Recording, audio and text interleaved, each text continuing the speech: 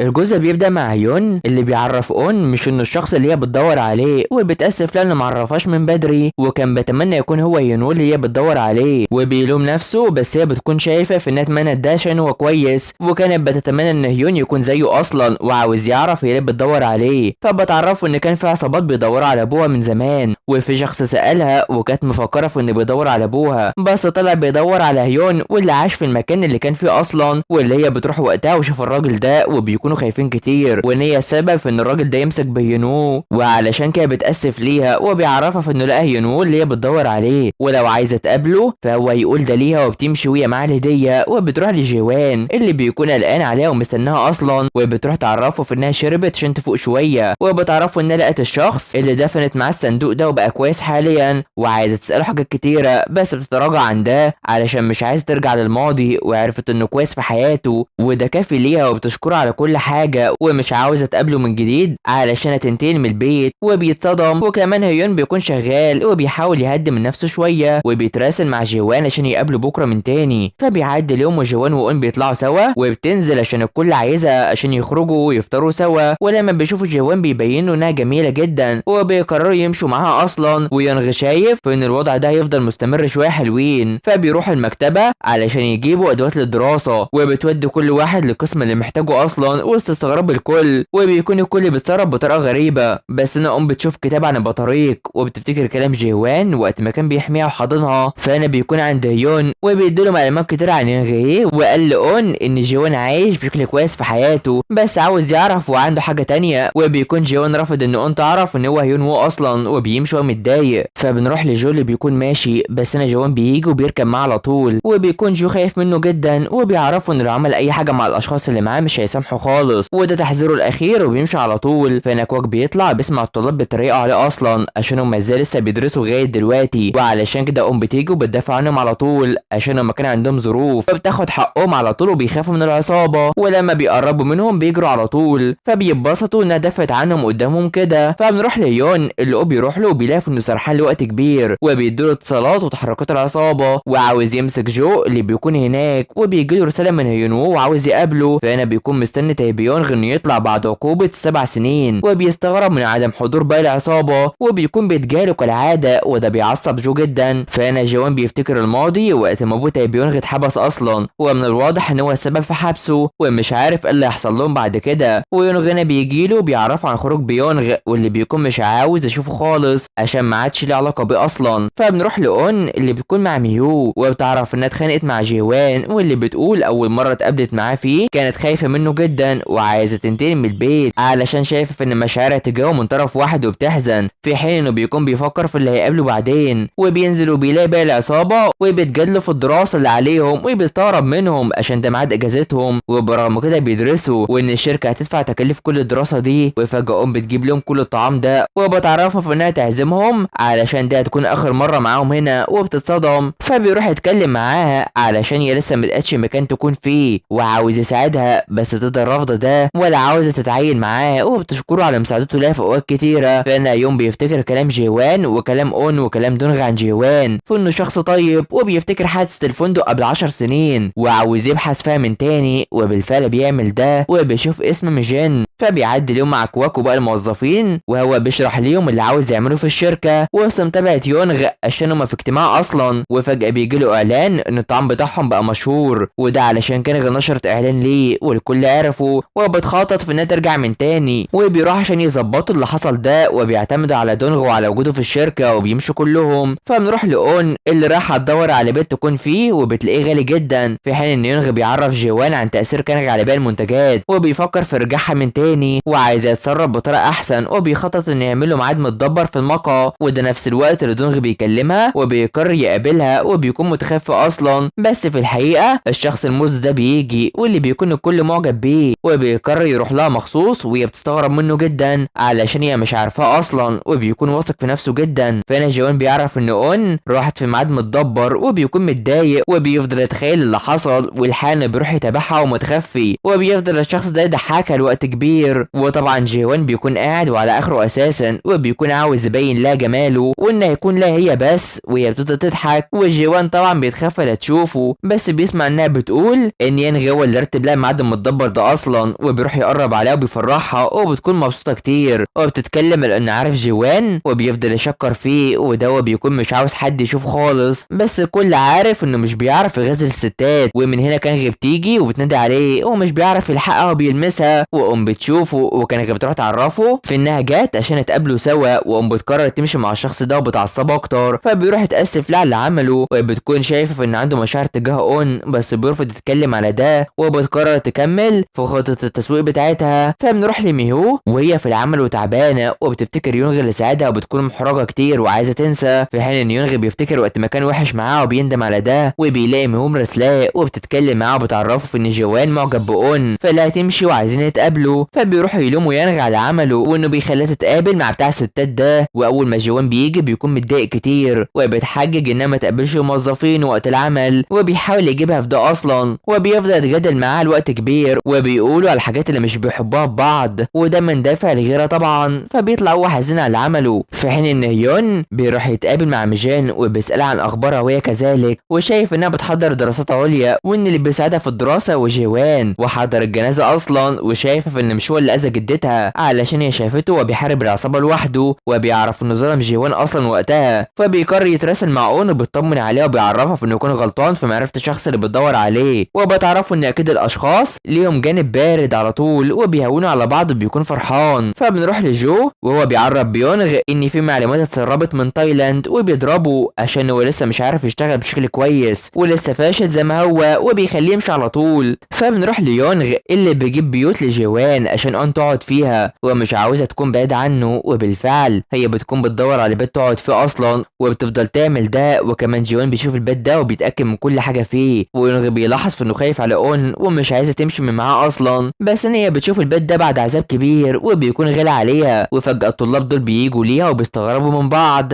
بس في الحال بيجري وراها وفونها بيقع وقت ما جيوان بيرن عليها، وبتخلي البنت تنزف وتفضل تجري منهم. فبيروح قسم الشرطه وجيوان بيروح يدور عليها وبيجري على طول، بس ان يوم بيجي والكل بيحييه على طول. ولما جيوان بيوصل بيستخبى منهم عشان ما يشوفوش، وبيرن على فونها وبيرن هو مع جيوان ومتخفي، فبيسيبه وبيهرب وبيفضل متابعهم. فبيجي يوصلها بتعرفه في انها قاعده مع جيوان علشان اشتغلت بس استقالت وهتمشي قريب، في حين ان ميهو بتكون مع يونغ وبتعرفه مشاعرها انها كانت معجبه بيه وبتقول كل حاجه جواها. فقوم بتوصل وسط انتظار جيوان اللي بدها عقد بيتها الجديد، بس بتردد عشان مش عايزه تمشي. فبتروح وبتعرف ان جيوان هو اللي رجع فونها، وصاحب العقار بيتصل بيها وبتقرر تفكر وبتروح لجيوان وبتعرفه انها تنتقل بكره بدري، وبتلاحظ انه خايف عليها على طول بس شايف في ان دي طبيعته وبيرتاح فيها. وبتعرفه انها حبت الوقت اللي فضلت هنا فيه ومعاه فيه، وبتمشي وهو بيحزن اكتر وبتشوف شجره طفولتها والبيت. فبيعدي اليوم مع اون اللي بتروح لصاحب العقار وبتكون راحت بدري، وجيوان بيفوق بيفتكر ذكرياتها معاه وكل اللي بيحصل، وكان متابعها فيه عشان هو حبها فعلا وبيفضل يفكر فيها جدا وهو حزين. فبتمضي لها عقد وبتكلم هيون، في حين ان كواك بيهتم بالقطه دي وبيشوف اون وهي مع هيون وبيشربوا، وبيكون مش عارف يرتبط وما عندوش مهاره في ده علشان هو مش عاوز. وبتتكلم عن انها كانت عايشه لوحدها الاول ومرتاحه، بس بعد كده مش عارفه تعيش ازاي. وجوان بيفكر في انها لسه موجوده وعاوز يروح لها قبل ما تمشي، وبيفتكر كل حاجه وبيجري. وكواك بيعرفوا مكانها وهي بتهزر مع يون، وشايفه ان العصابه ناس كويسين. وهنا بيرن عليها وبترفض تكلمه، وبيجري يروح ليها وبتتاثر، ولما بتكون هترد بيوقفها وبيقول في انه معجب بيها. وجوان بيشوف ده وبيصدموا كلهم من بعض، والجزء بيخلص على هنا. فما تنسوش اللايك والاشتراك في القناه وتفعيل الجرس يا حلوين علشان يوصلكوا الجزء الجاي. تابعونا، سلام.